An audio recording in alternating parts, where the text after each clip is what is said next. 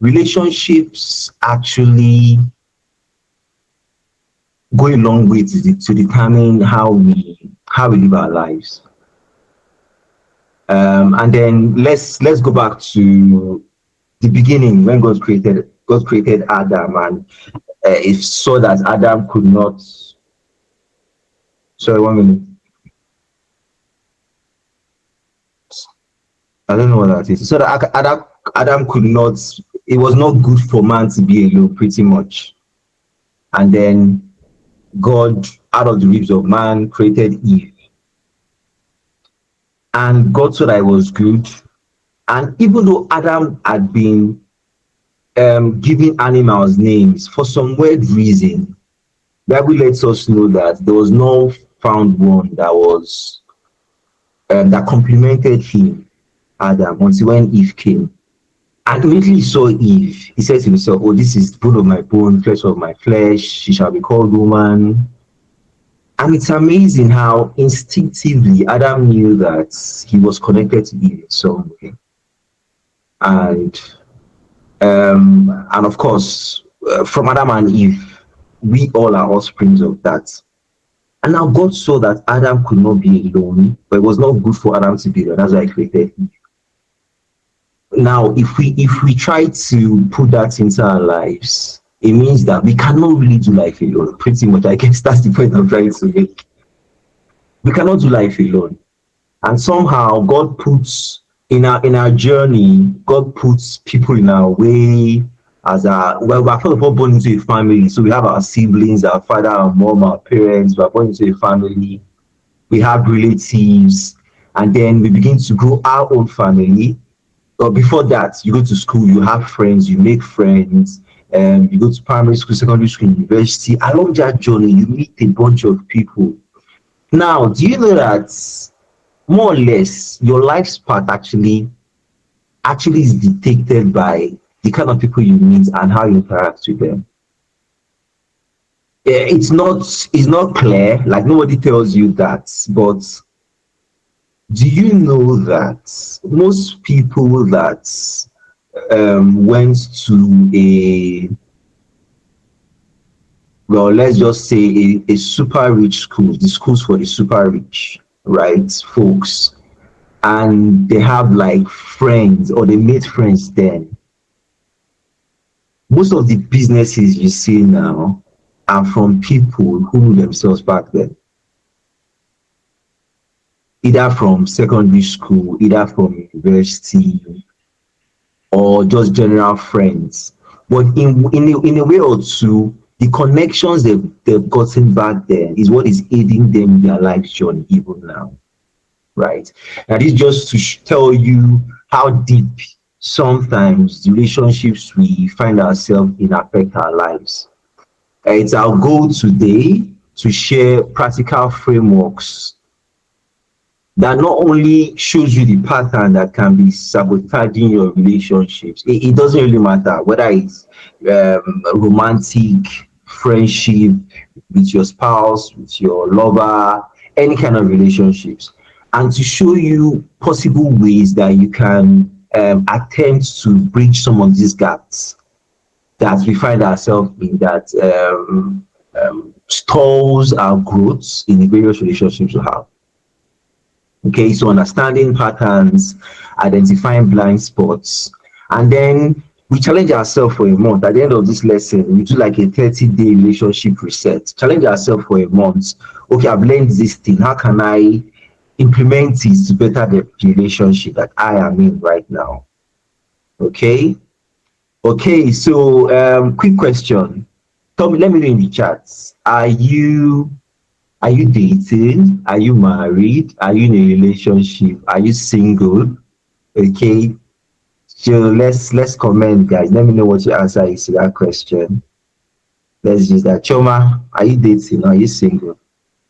Tobiloba is married. I'm married as well. Choma is single.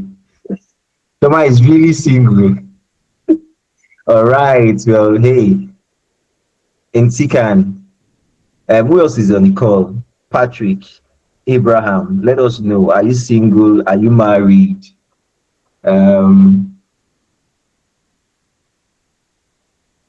Abraham is married. Amazing, amazing, cool. So we have married folks here, we have single folks here. All right. So it means that progress can be made pretty much. There's something you can hear today that can inspire you into building a good relationship. Okay. So quick question: why do smart people struggle in relationship? In one way or another, about struggle. I used to think I was like the coolest guy ever until when I got married. I mean, I used to think I was a people person. I used to think I can never hurt a fly. When I got married, I mean, of course, I came into marriage with that same mindset. Like, but in a way, it was like a domineering mindset. And I appreciate my wife for actually letting me know that there's a very thin line between you knowing too much and you imposing what you know without hearing from another person or wanting to receive information or other ideologies that is not yours. I don't know if you get what I mean. And I found myself in that space a lot of times. Well, before my wife says A, I will say D and Z and back it up with principles, right? Or back it up with scripture and all that nonsense. Well, my brother had to tell me that guy, like, just keep quiet and let me talk. We are not always right, pretty much. We are not always right. So it means, so I had personally, or I had to relearn and unlearn some of the things I knew in the past, to relearn and unlearn some of the things I knew in the past. And I also had to be open-minded enough to hear, get ideas from people and tell myself that it's okay to know something, but it's also okay to get another perspective. That's why you're married to somebody. The fact is that she's supposed to complement you in this household. Okay, and that thinking changed everything for me. I'm still in the process of growing and also building my relationship as well. So when we struggle in relationship, a lot of us struggle, whether you're smart, whether you are wise or you are wise. There's a thing or two that you need to learn to build your relationship. It's really lack of love. It's usually just an awareness and an openness to receive other information, and largely also poor communication skills that some of us have. I know I do. Poor communication skills that we can learn, we can unlearn, we can learn, we can get better at it. All right, so let's move forward. Um, and so, like I said, the first key is looking inwards. You know how you can be in church and then your pastor is preaching, and as your pastor is preaching, you are thinking of somebody in your life that thing is affecting. And the Bible lets us know that we should remove the log in our eyes first before we try to take out the speck in someone else's eyes. So oftentimes when we say things, we kind of exonerate ourselves from the ripple effect. Like, we think of it that, oh, this is probably another person, this is about A or this is about B, without actually looking at ourselves.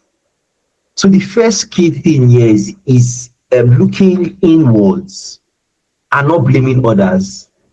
Not blaming others.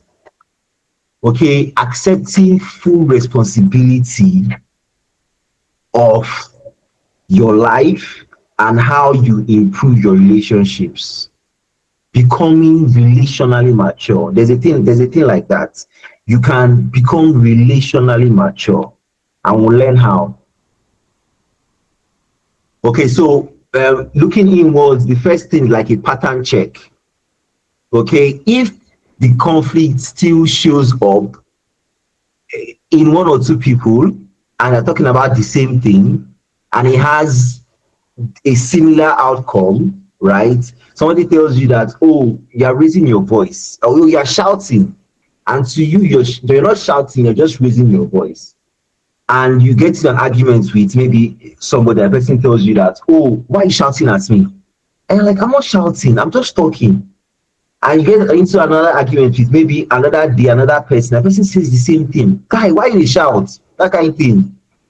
So it means that this thing is a pattern that has happened in with multiple people. So you have to look inwards. Am I really shouting, or am I just raising my voice, or do I have a tendency of raising my voice when I'm talking to people, when I'm talking angrily or aggressively? Do I talk aggressively? Do I raise my voice when I talk? There are some folks, I grew up like that personally. When it's like a shouting match, when you're angry and you have to pass a point across, and you just want your points to, does that even make sense? You want your points to dominate the other person's point. That the only way you can do that is to raise your voice even louder. That's like messed up, right? I fell into that trap. I fell into that trap. And a couple, well, my wife told me first that I was shouting at her. Well, in my mind, I'm like, I'm not shouting. And I found out that okay, when I talk emotionally, I have a tendency to raise my voice. Okay, so take an introspective look into your life right now. If multiple people have told you the same thing, it means the common denominator is actually you. Is actually you. The common denominator is you. So what is that thing in you that needs to be changed? So look at patterns in your life as it concerns um complaints. What complaints do you hear repeatedly? What triggers you easily, right? Where do you shut down? Where do you typically feel attacked? Some ladies, if you talk to them about marriage, it looks like you're attacking them. And so they're angry, they already raise their voice, and somebody is laughing. So that's like a personal, it looks like you have a personal attack on them, right? Some people, I know someone that because of the thing that's happened to her in the past, when you talk to her, it quickly moves into her telling you that you're looking down on me, that kind of a thing. Or she says something like, "Oh, you don't rate me, you're looking down on me." But really, that's not the case. The case is just like you've just been so hot multiple times, and it looks like you have like an inferiority complex in a way, kind of. And it's affecting your disposition, even when you're having a normal conversation with people, and it's actually hurting your relationship, right? There's something else there. What's that now? Do you expect more than you communicate to do so? Sometimes when you are expecting something from somebody and you don't communicate it, but yet it happens a lot with married folks. I expect my wife to always have dinner in the evening. She goes to work, I go to work as well. And then this is just a general example, right? And then we both come back late, and yet I want her to go and cook for me pretty much. And I know that she's as tired as I am, right? And we don't even have that conversation. Like it's a conversation that we are not even having. It shouldn't be so. It shouldn't be so in the 21st century as a Christian God-fearing guy or even a morally right person, right? Putting so much responsibility on your wife to have dinner ready for the whole house, knowing fully well that she's also tired. Now my point is, get into a place where you can even have that conversation. So that is you over expecting without necessarily having a conversation as to how can we make this happen. Now for married folks like us, individuals come into a place with two different ideologies, and we have to make your marriage work. When Adam told Eve, "Oh, you are bone of my bone and flesh of my flesh," he didn't know that Eve would be a talkative, and that you talk so much, you'll be so emotionally inclined, and that sometimes she might just want to be so expressive, and might just want his peace. Sometimes that typical thing that happens between guys and ladies in the house. But The whole point of being in a marriage and a communal system is to make sure we work on ourselves, make adjustments where necessary, to make sure that the marriage works. So I, as a man, should be able to, at every point in time, be willing to change my ideologies, my way of life, my way of thinking, and adopt new ones to make sure that it pleases my wife and the marriage works.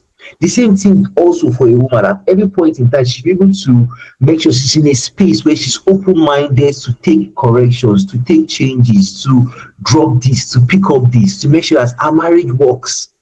Our marriage works. So when you see people that you hear that, oh, they're filed for divorce, and you hear irreconcilable differences, I typically tell my wife that this just shows two people that don't want to change, and they've decided that they don't want to become better versions of themselves.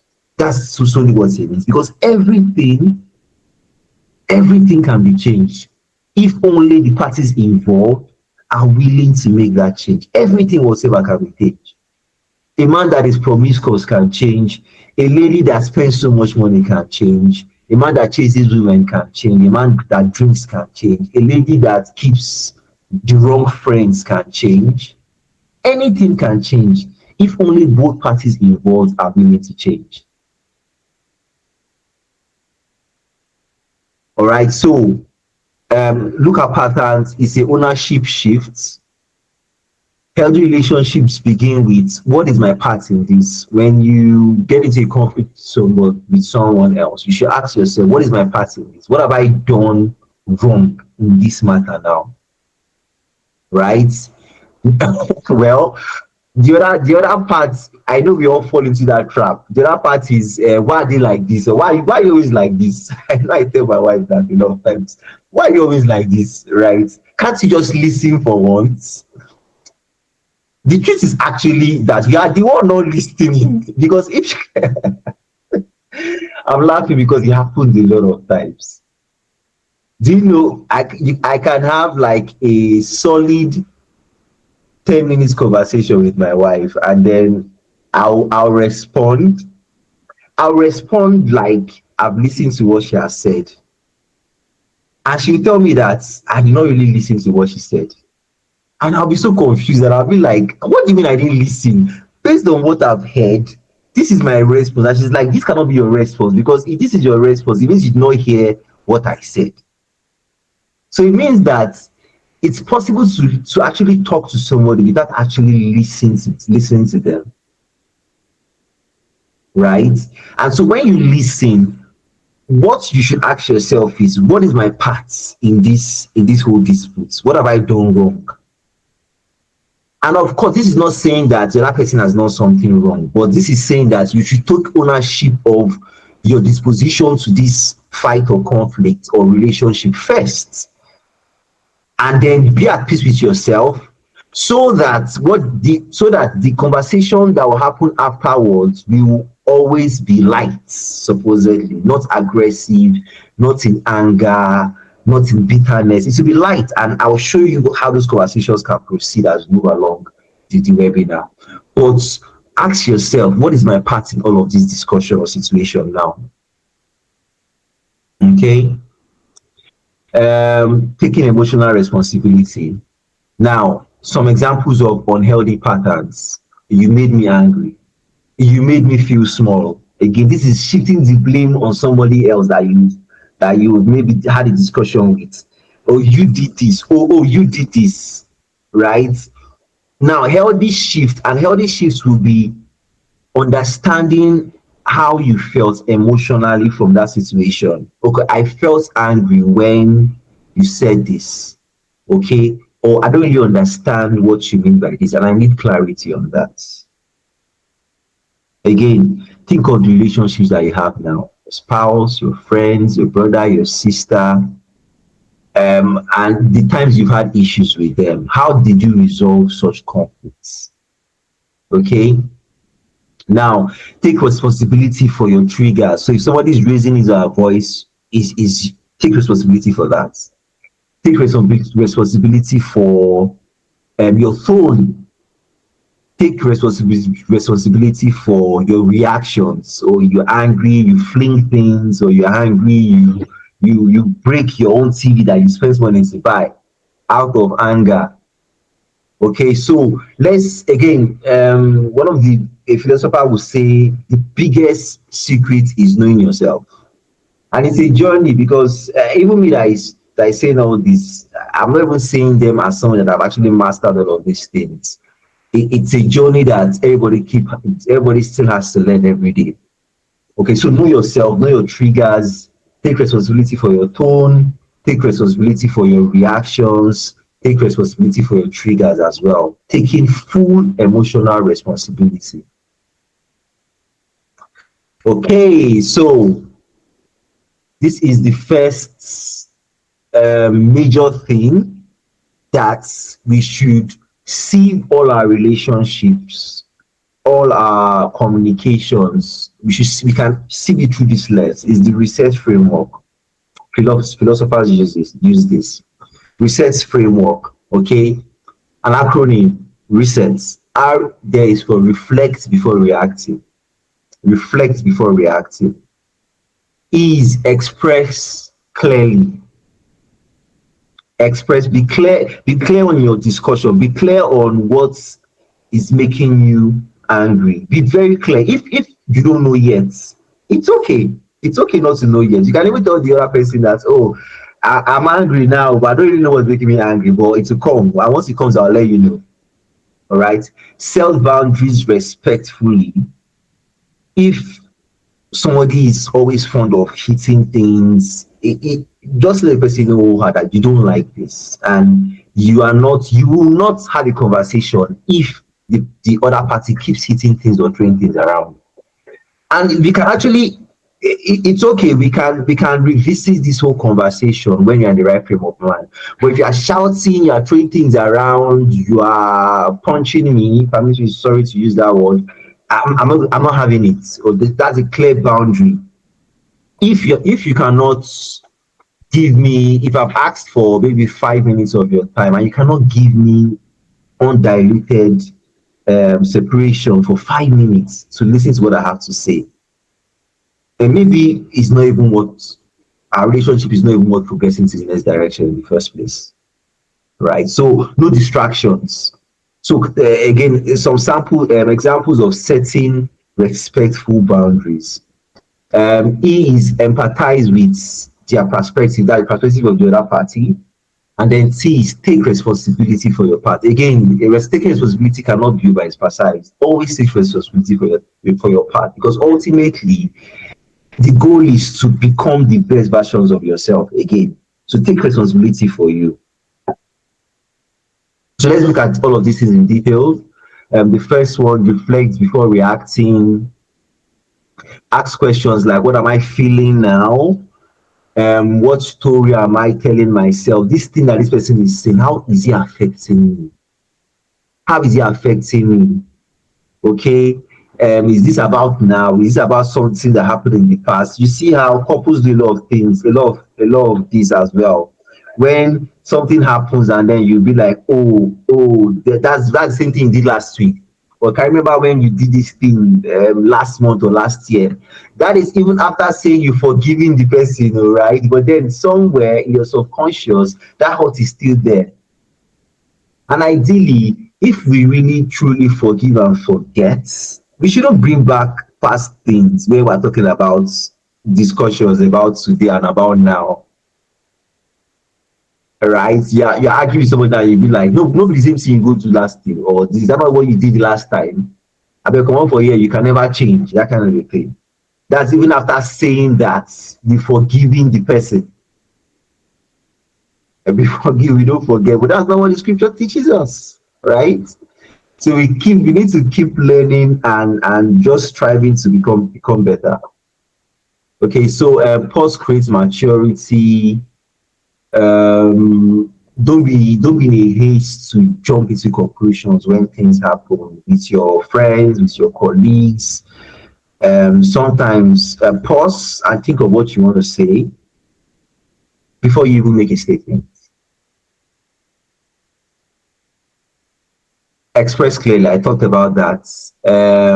Instead of saying, "Oh, you never care," you can say, "When meetings start late, I feel when you meet me late, or when meetings start late, you feel disrespected." Right? When you yell at me, I feel disrespected. Man and wife, typical example, right? When you yell, I feel disrespected. The other party sees that, oh, I don't want to disrespect you because I want to respect you. So therefore, I will not yell when I'm talking to you. And in a formal setting, when you show up late, you disrespect, I feel disrespected. Can we agree on punctuality? All right. Bring the other party into a space where you are making them commit to what you want for yourself. And hoping that what you want, obviously, is what will make the relationship prosper in this regard. Right? So make them commit to that. Clarity reduces conflicts. Clarity, sometimes the back and forth we have is because we don't really understand ourselves. Once we are able to get to a clear understanding of what we want to achieve with ourselves or for ourselves, conflict is reduced. Talked about these: set respectful boundaries or set boundaries respectfully. An example of a healthy boundary: I can't continue this conversation if voices are raised.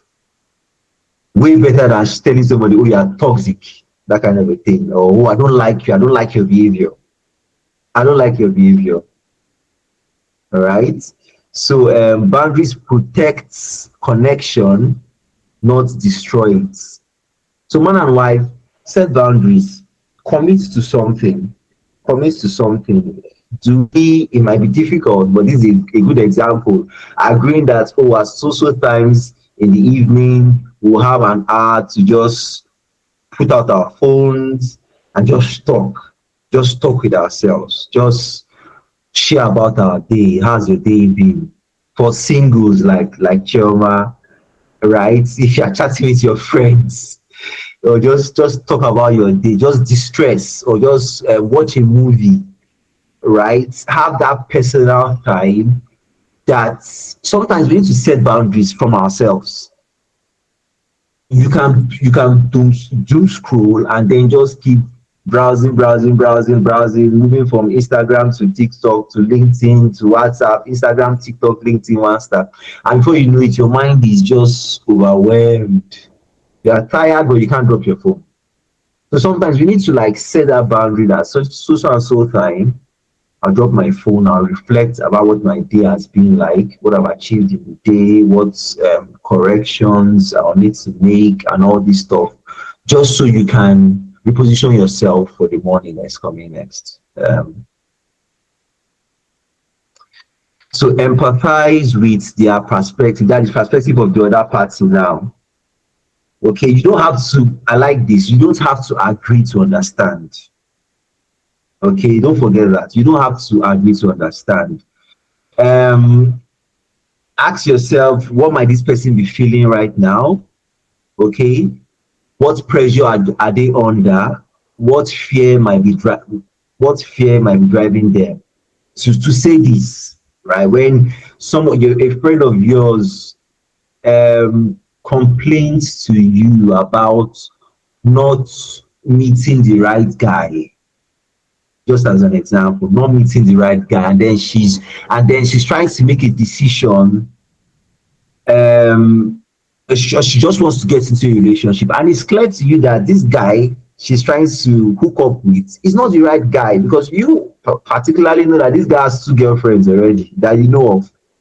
But how do you explain to your girlfriend that he's not the right guy, and you know your girlfriend desperately wants to be in a relationship? Can be difficult, right? But you need to now put yourself in the mind of your girlfriend. It could be that that's a rooted fear that is coming from maybe a hurt in the past, or something else might be driving that fear. And if you can overlook what the current circumstance is, and then think of what the root cause of that fear is, highly most likely you might be able to help her in letting her know that the fact that you want to be in a relationship does not mean you should jump on any guy that you see. You should do your research. You should try to grow a conversation with the person. Try to learn about the person, right? Don't be don't be in a haste to jump into something because you want something, because you want a relationship, right? But that's empathizing in their perspective, just so you can help them get the best of their current situation right now.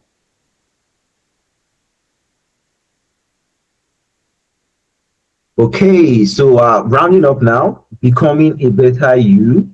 This is like I talked about relational maturity. And so this is a check that every one of us can ask ourselves. Okay, tick the boxes. Apologize without excuses. Do you do so? Pretty much. I don't weaponize silence. So people will be like, "Oh, I won't talk to you," and so I'll be silent. And then ladies do that a lot. I don't know why. I don't know why.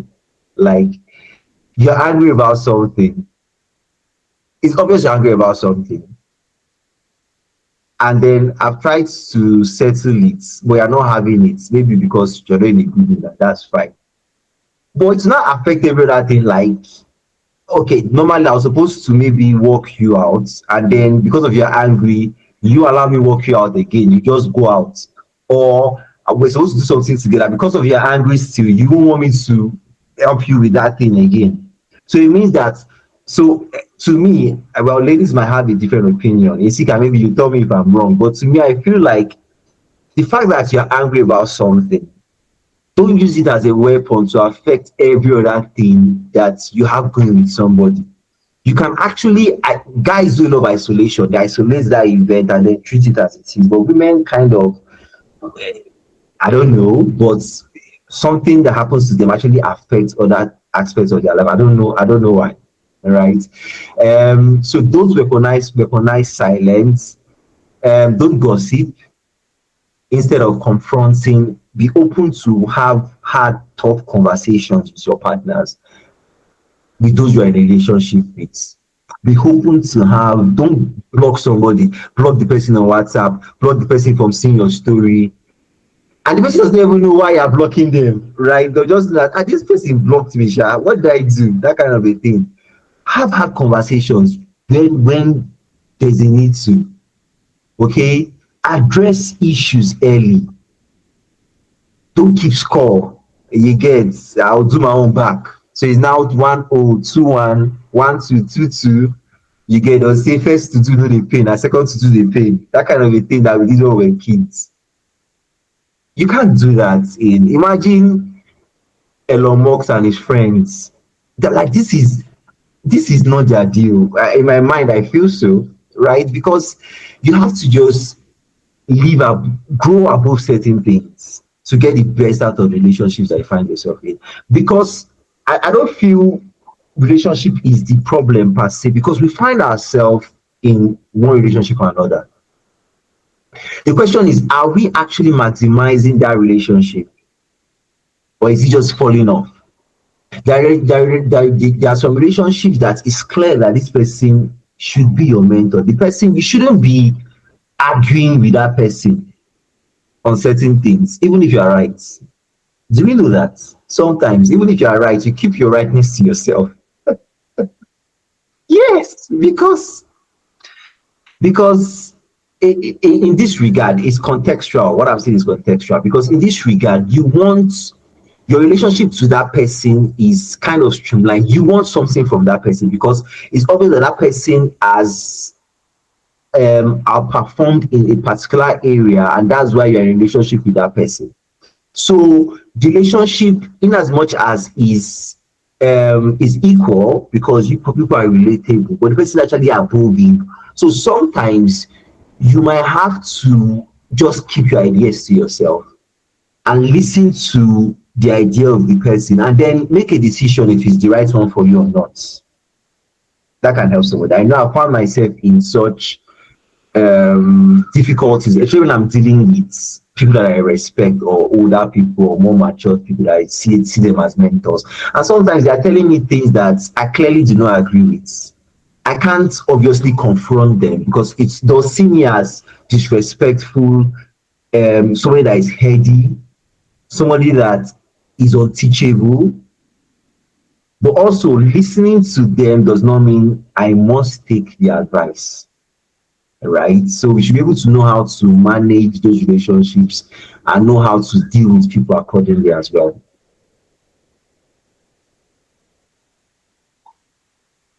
Also, don't fall for the ego trap. Always saying you're right. Always saying you're right. Always saying you're right. Trust me, there are 1,001 perspectives to certain things. Your perspective might be right, and that person's own can be right and can be faster. Your perspective can be right and slow, and that person and that person's own can be right and be faster. Yes, you can. I agree. I agree. Isolate situations from emotions is important to learn. Choma says she's always right. How far has that gotten you? Right? We need to be open-minded. We need to be open-minded in actually when we're relating with people. Sometimes we need to just hear another perspective. Just hear it. The person is not shoving it down your throat, right? Maturity says, is this helping the relationship? So as long as, again, that's the catch, as long as whatever idea or perspective that you are hearing is also supposed to make us better in our relationship, is worthy of being heard, is worthy of being heard. So be open-minded to bring yourself low. You get, Jesus came to not to be served, but to serve. We need to be like Jesus sometimes and just be humble, just like the song said from a great philosopher, be humble. Be humble, right? There's something there, and then it says, be humble. Be humble, right? You don't know everything. Listen to other perspectives. Be open minded. Hear what other people have to say, and then make a better informed decision. Okay. So this conversation could have gone both ways. It could have gone, how do you build relationships, right? But it's going, how do you manage relationships that you currently have? And I hope it helps you in a way or two, even in this year, in this following month, and in the year in general. How do you manage relationships you currently have so that you can maximize it? Because it, it, it, those relationships can lead you successfully in your journey, in anything you're trying to achieve this year. Those relationships can lead you successfully in your journey. All right, next, the 30-day relationship reset plan. All right. So this is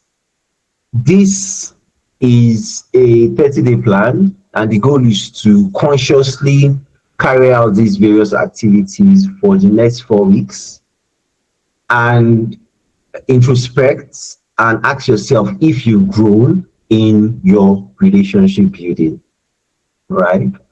So let's see. Week one is pretty much the same thing we looked at now. So week one, self-awareness, identify two patterns, track triggers daily, journal reactions. Choma, can you now? I think you can send the workbook to the group and even the slide as well. You can send both to the group just so folks can have it. Yes, I'm Identify. on it currently. I'm on it. All right, cool. So identify two patterns that is sabotaging your relationships. Can we even talk about that, Gon? Who wants to share? Just unmute yourself and share.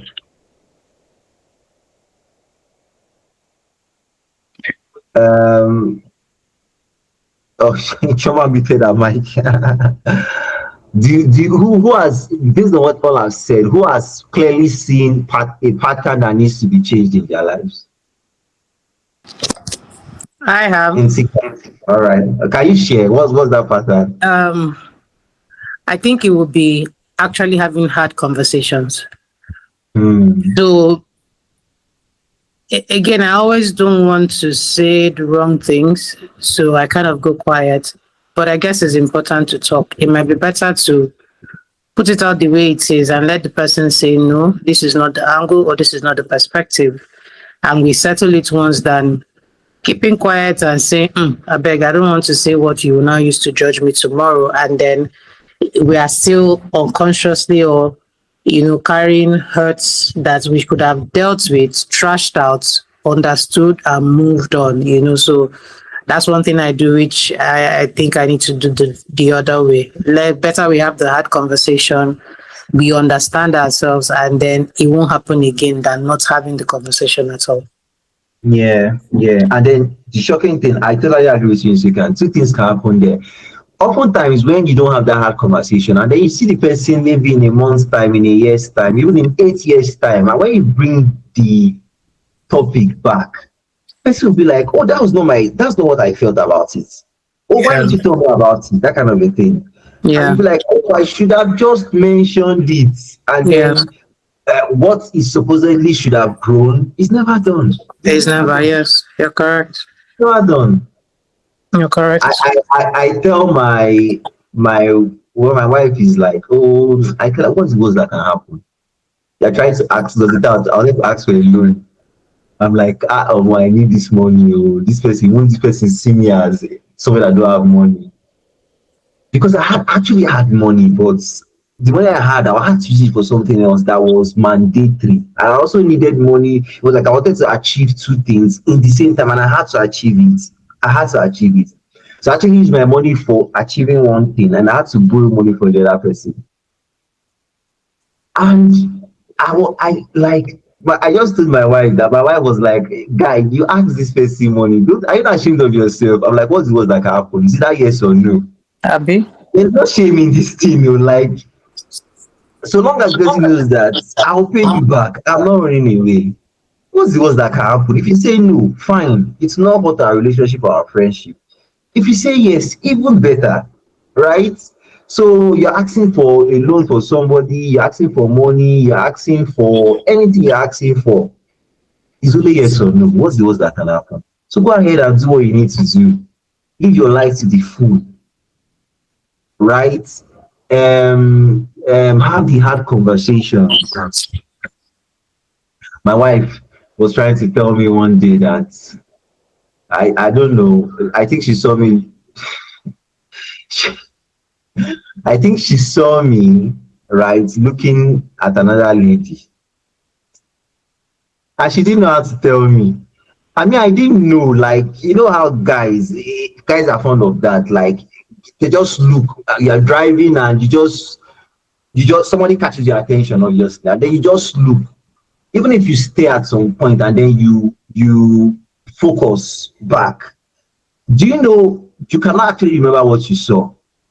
Because like in the whole day, and my wife didn't want to, and my wife was like, she was just angry. And I'm like, okay, why are you angry? She said, oh, I overstared at that person. I'm like, I, so it was not a thing of did I do it consciously? So even me that did the staring, I don't even know if I did it consciously or not. And to be sincere, guys, do you know how many ladies we stare at in a day? Either because of the way they are built or the way they walk or something else catches our attention. We are moved by with our eyes or something. So I had to like, but it was my point is it was difficult for us to have that conversation because she didn't know if it would go south. It actually went south for like the first 5 minutes because so I had to calm this deal situation down and let her know that it's okay. It's okay to have this conversation. I will not promise you that I will not stare. I don't stare consciously. Sometimes I stare. I will try and not be staring too much, but the fact that I stay does not also mean that it's in my mind. I want the girl, I'm thinking of the girl, or whatever the case is. Right. So we had to have that conversation. It was just somehow, it was weird, but we had a conversation anyways. We thought about it, and then we actually readdressed everything. But one thing is that that conversation made us, at least she knows my disposition to things like that now. So it made us build a more, an even stronger connection, pretty much. Nice. So who else has something they want to share? Okay, I Abraham. think for me, All right. Okay. Great. okay, yeah, for me, that would be most times I insist on what I think is right, and I know that the other person has their own perspective, but I try to explain my perspective until the other person gets. And most times, when they get, that's basically them giving up. So when they give up, they're just like, okay, that's fine. And I feel like, okay, yeah, they get me, but at the end of the day, it's not about them getting me, it's that they've given up and there's a strain on the relationship. So, yeah, I think I've really learned that by now. Thank you. Thank you. Thank you for sharing. So I feel like a relationship has to be, at every point, it has to be a win-win on both sides. If both parties have been agreeing to the decisions of party A, it will look like it's party A that is calling the shots. What happens to the decision of party B or the ideas of party B? When will party B have a say? So sometimes, if we are going to be open and mature about our relationships, when we have to make a decision, it's clear that this one makes sense, this other one as well makes sense. Why can't we just take from me and make a decision? I tell my wife that the goal actually is to make decisions together. The goal is not to make a perfect decision. Yeah, I'll repeat that again. The goal is to make the decisions together as a team to build our connection. The goal is not to make a perfect decision. Because even in making a decision together, even if it's wrong, we can both agree that, oh, this is a wrong decision and then we'll be better for it. But we made it together, right? But if everybody agrees on one person's decision and then everybody is forced to take that person's decision, and God forbid the decision is wrong, it falls back to, oh, you made that decision. The decision has always been wrong. This is a typical example. When I was a bachelor and I was dating my now wife, my girlfriend then, and I had to move to a bigger space, right? And we're house hunting, like, and it was so difficult. We had a budget, it was fixed. We didn't want to go above that. We had looked for, like, this is our we had looked for week one, nothing, week two, nothing. Time was running out. I had to leave where I was. We were in week three now, so to show you that there was already tension. Where will I be? Where will I move to? There was already tension. And so we went to a place. This place in Lugbe, it has two entrance. Okay, two entrance. The entrance we passed when we were coming to see the house is not the typical entrance people follow. And that's the good entrance. It's longer, it's better, but it's not the typical entrance that you follow. And we had no idea about that, right? And so that was the entrance that the caretaker knowingly made us follow. And so we saw the house. It was not the best of houses, but it was okay. It was within our budget and it was okay.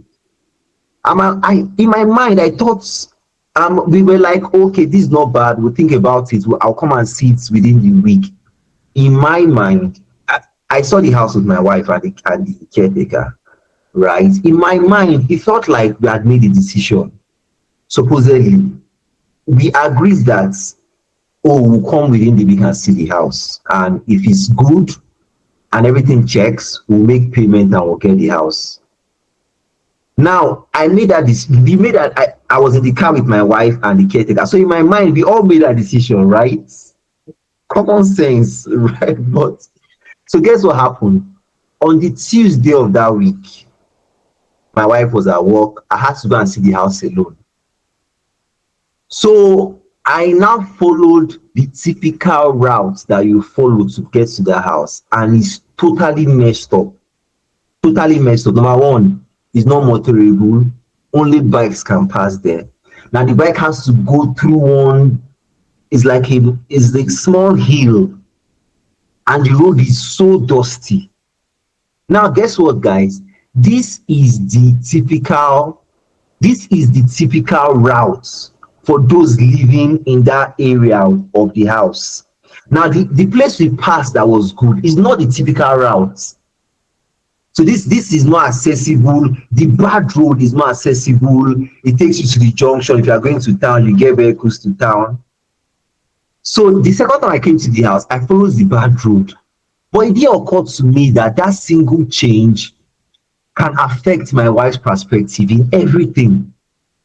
It didn't occur to me. So even when I followed the bad road, I just told her that, this I followed this bad road, but you can take bike. I didn't like paint the picture because I didn't feel it was necessary. So eventually, I paid for the house, we collected the receipt and everything, and my wife was livid. That was like my first big fight. She was livid. She was angry. She felt like, how can I, with my two big eyes, go and pay for this house where the main road is not motorable? It's not, boats will complain. It's those kind of houses that boats will say they are not going. You have to start begging boats, right? So in her mind, I made that decision alone. Can you imagine what this babe did to me? And we stayed in that house for the first 2 years of our marriage. Now, for each time we stayed in that house for 2 years or 2.5 years, you can guess who carries the blame of that house. Anything wrong in that house was on top of my head. The water, the light, the gate man, it was on top of my head. Everything, of course, is guys like me. So this goes to show you why you need to make joint decision. Like after that day, even if we are buying pure water, if we don't decide that we should buy this kind of pure water, we have to decide on it together. Because like I can't deal, right? I can't deal. Again, all of that just to say that try to balance your decisions, especially with your spouse or with somebody you're emotionally connected to, pretty much. All I right. think I think one Yeah. thing that I was going to add something. I think the starting point is if people understood that men and women are wired differently, and the way we are wired affects the way we behave and the way we do things. So if you have a relationship with a guy, you need to understand that the things that females take to heart, guys don't take it to heart. They deal with it on surface level, or Surface there's no level. emotion. They deal with it as it is, literally. They don't Mhm. try to wave anything or put anything. So I think if people understood that particular basic in any kind of relationship, you will know that as a guy and you're in a relationship, even if it's just normal friendship, your female friend will do scoring, you will know that, see, this one, just leave her. It's not beyond this one. Oh, that's just, do you understand? I guess Yeah. if people understood it that way, it will help us not have too many issues in certain good relationships that would have been great, but we didn't understand that factor. So we took what we shouldn't have taken to heart, and then the whole thing now scatters. Very correct. Very correct. Thank you, Nsika, for sharing.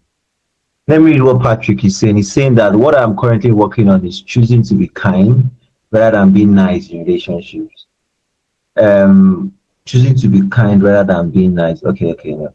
That means having hard conversation instead of shoving it, saying no when boundaries are crossed, instead of keeping silence to keep the peace. Basically, be kind enough to speak up and keep the relationship rather than bury it and burn in silence. Amazing, amazing. Yeah. So if you look at this 30 days relationship reset plan, week one is self-awareness, identify two patterns, just like we've done so now, track triggers daily, journal reactions. Week two is communication upgrade, practice clear expressions, replace blame statements, have one honest conversation. Week three, boundary resets, identify one weak boundary, communicate it respectfully, follow through calmly. And week four, connection deepening, express appreciation intentionally. I think we should do that a lot. We should do that a lot. Appreciation goes a long way to reinforce the good things we see in people. Sometimes we take it for granted. And so when you intentionally appreciate someone, you just reinforce it. That you may never know if that's what the person needed at that particular point in time. Practice active listening. Don't be like me that will ask, did you hear what I said? And you gotta respond something else. Ask better questions. Ask questions to clarify, questions to expound. Sometimes somebody might say something and be like, can you expound on this thing? Because I hear you, but I need to hear it in the context of what you're talking about. All right.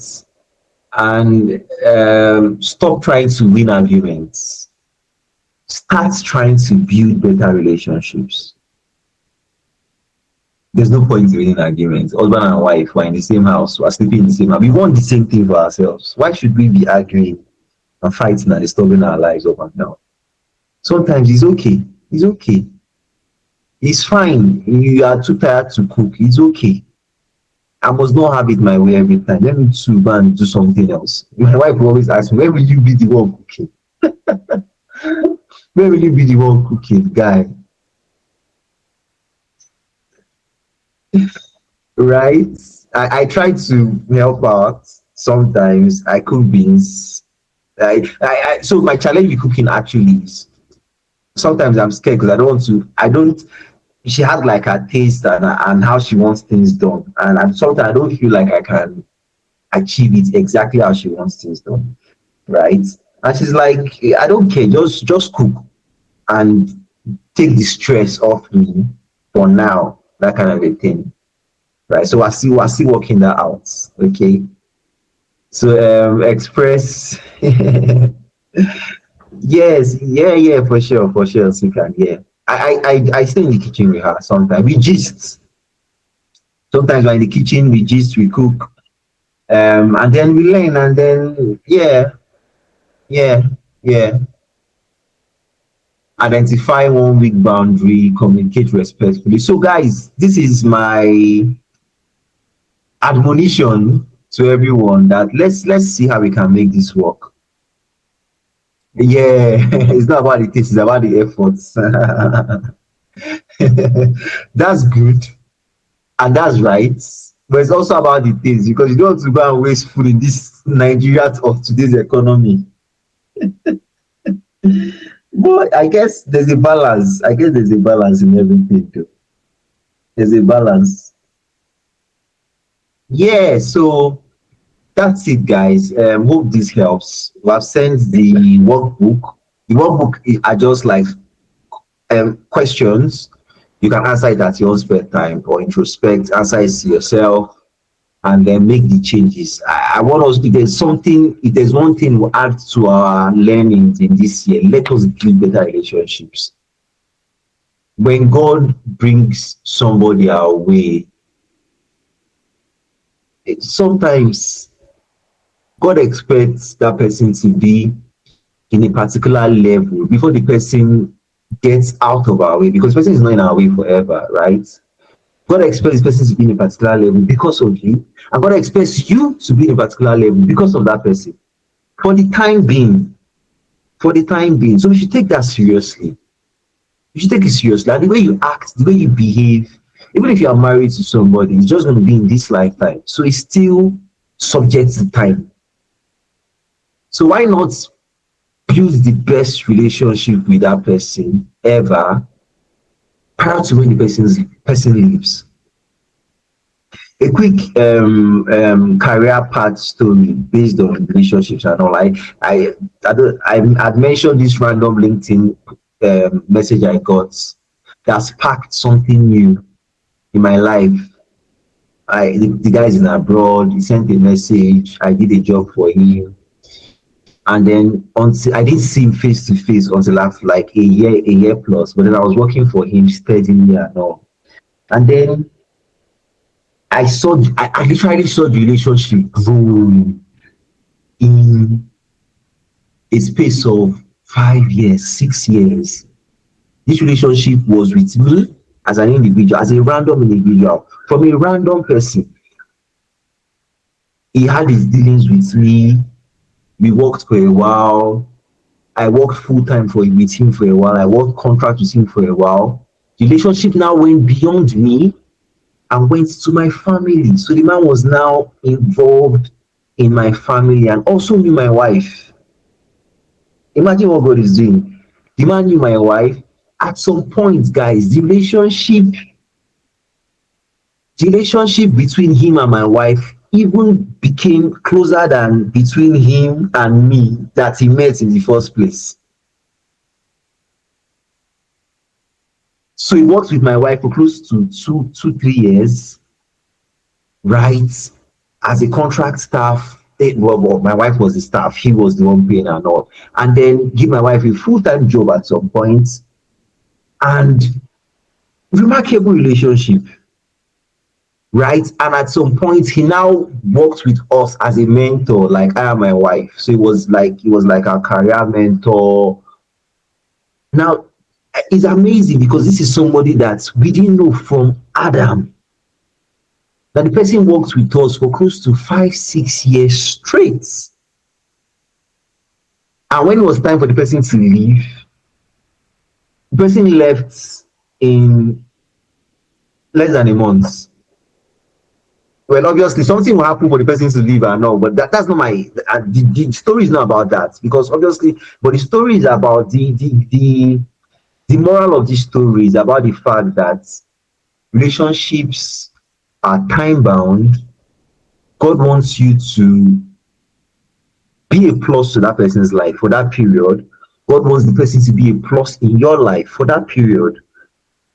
A successful relationship only counts if all of these things are yes, yes, yes. You are a plus in the person's life, yes. Person is a plus to your life, yes. It can be spiritual, it can be physical, it can be material or otherwise, yes. Now, is the person, are you better for this relationship? Yes. Yes. Like for me, my wife typically is not happy how the relationship ended. I'm like, this relationship has always been town bound. When people come to your life, it's not forever.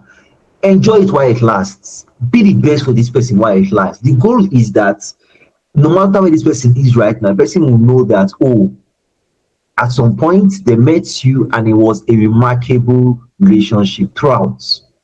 And now they're out of your life, but they can think of you as somebody that they can always recommend 100% because they know that you're a thorough person and you're able to handle relationships better. All right. And it's my prayer and wish and goal that God helps us and helps us to handle our relationships better and have a relationship reset successfully. All right. So if every relationship feels exhausting, don't just change people, change patterns. All right. Thank you.